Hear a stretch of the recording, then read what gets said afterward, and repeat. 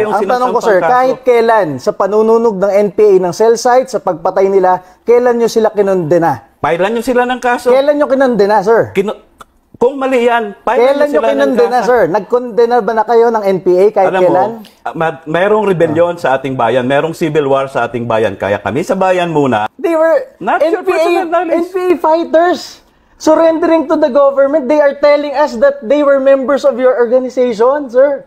Sinungaling ba sila? Sila inakasama ninyo sa makabayang pag-aklas, sa makabayang advokasya. Ngayon na ayaw na nilang lumaban, gusto nilang bumalik sa gobyerno, gusto nilang nakapayapaan. Sila pa ang sisiraan ninyo na sinungaling sila? Ganyan ba ang ginagawa ninyo? Yung mga tropa ng gobyerno, pulis at sundalo, hindi sila makapagsalita dahil merong mga kongresista na makakaliwa na katulad ninyo na nagpapatawag sa kanila, inquiry and investigations, at kapag humarap sila, underdog sila. Kaya dapat, sino nagsasalita sa ating gobyerno para sa mga sundalo at pulis na namamatay? Iniiwan ang kanilang pamilya sa kanilang bahay, nakadeploy sila, lumalaban sa NPA. Siya ay dapat palakasin ng gobyerno, ipagtanggol ang bansa, palakasin ng bansa. At tulungan man lang ang ating mga pulis at sundalo. Sige. So ako, saludo sa inyo, sir. Walang problema. Kayo po ay hindi kurakot.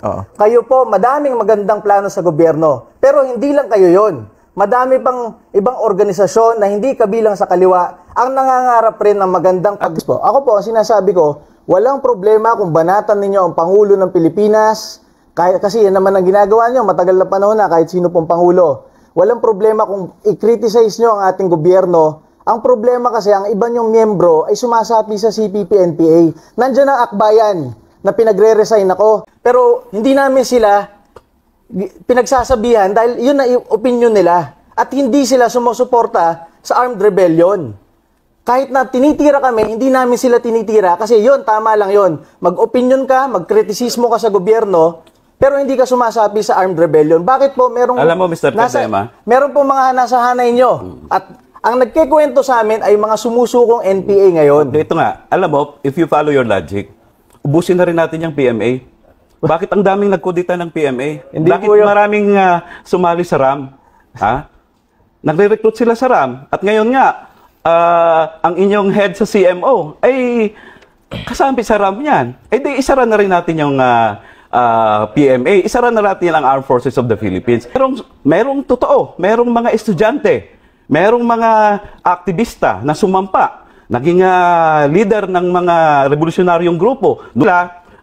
Inako nila na isakripisyo yung buhay nila. Will take the highest form para sa kanila. Then we will respect that. Actually, 2 weeks ago, we were called to government meetings and meron tayong whole of nation approach ngayon laban sa mga radical leftist groups. And ang nagle-lecture po sa amin doon ay isang dating CPP-NPA leader.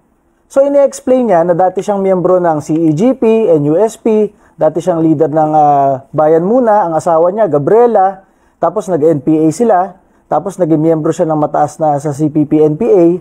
After 23 years, sumuko sila sa gobyerno, ipinaliwanag nila sa amin, mga heads of agencies, na sila talaga ay nagre-recruit gamit ang mga legal fronts. Kaya ito ay hindi red tagging. Kung ang mga sumusukong NPA na ang nagsasabi na sila ay miyembro dati ng Bayan Muna at ng mga legal fronts ngayon, at wag tulungan, wag iboto ang mga partidong ito ngayon, paano pa namin masasabing red tagging yan kung mga dati nyo pong miyembro ang umaamin at sumusurrender sa gobyerno